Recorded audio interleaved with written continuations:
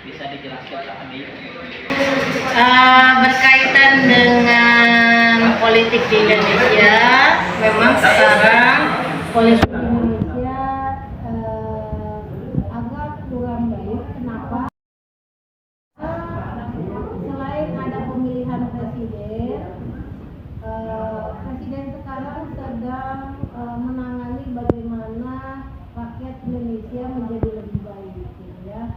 Nah, mudah-mudahan dengan adanya presiden yang baru ini ada perubahan di Indonesia, ada perubahan pada masyarakat Indonesia baik di bidang pendidikan, ekonomi juga, dan di bidang hal-hal yang lain. Gitu ya. Jadi kita berharap bahwa presiden sekarang memimpin negara Indonesia dengan sebaik mungkin, dengan kejujuran yang sebaik mungkin.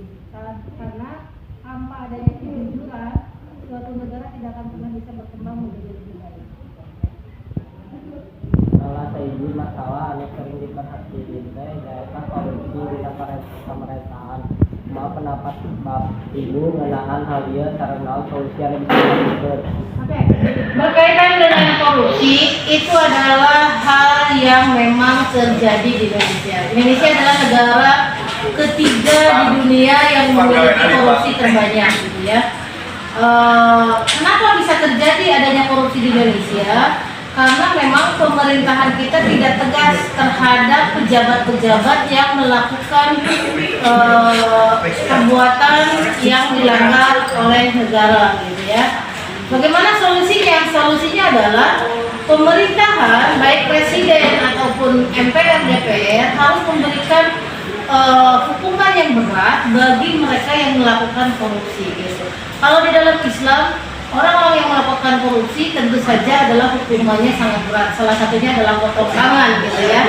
Tapi di Indonesia kan tidak ada, gitu. Jadi apa yang harus dilakukan? Maka presiden harus memberikan peraturan-peraturan tentang hukuman-hukuman bagi pejabat-pejabat yang korupsi, sehingga itu akan menjadi menjadi reaksi bagi orang-orang yang berkorupsi, gitu ya. Mereka akan takut, akhirnya tidak akan melakukan korupsi kembali. Apalagi Kumaha pendapat Ibu menahan korupsi anu marak di pemerintahan di wilayah? ya, gimana pendapat Ibu? Ya, itulah yang terjadi di Indonesia, gitu. Senang tidak senang, suka tidak suka, ya itu yang terjadi, gitu. Ya kita sebagai warga, sebagai masyarakat ya tentunya pengennya korupsi itu dituntaskan, gitu. Tetapi diserahkan kembali kepada pemerintah, kepada pejabat atau kepada pimpinan yang memimpin negara kita ini, gitu. Namun anu menyebabkan korupsi masih kene sering kejadian negara kita. Ya, apa yang menyebabkan terjadinya korupsi? Ya karena hukuman yang tidak berat, gitu ya, tidak berat di Indonesia. Jadi pejabat-pejabat di Indonesia atau pejabat-pejabat pemerintah, mereka tidak punya rasa takut karena mereka yakin kalau mereka korupsi mereka tidak akan dihukum berat, gitu.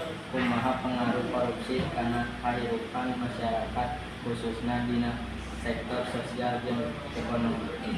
Oh, pengaruhnya besar banget.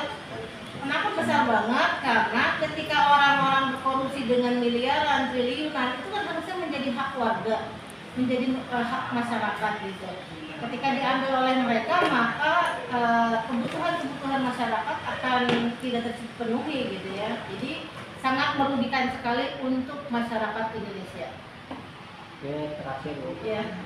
Naon hukuman pantas yang pelaku korupsi? Hukuman untuk korupsi tentu secara Islam adalah hukumannya adalah potong tangan, gitu ya. Dipotong tangannya. Dengan begitu orang-orang akan merasa takut, oh bahwa korupsi itu tidak baik, gitu. Bahwa korupsi itu dilarang agama, gitu kan. Kalau mungkin seperti itu mereka ya insya Allah tidak akan ada korupsi, mudah-mudahan, gitu ya.